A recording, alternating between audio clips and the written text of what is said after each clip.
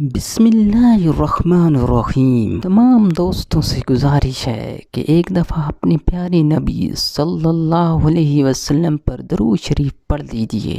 اللہم صلی علی سیدنا مولانا محمد وعلی آلہ وسلم۔ حضرت ابن عباس رضی اللہ عنہ روایت کرتے ہیں، وہ بیان کرتے ہیں کہ حضور صلی اللہ علیہ وسلم نے ارشاد فرمایا، 3 چیزوں میں شفا ہے: بچھونا لگانے میں، شہد پینے میں، اور آگ سے داغنے میں، مگر میں اپنی امت کو آگ سے داغنے سے منع کرتا ہوں۔ قرآن و حدیث کی خوبصورت ویڈیوز کے لیے ہمارے چینل کو سبسکرائب کریں اور ہماری حوصلہ افزائی کریں۔ جزاک اللہ خیر۔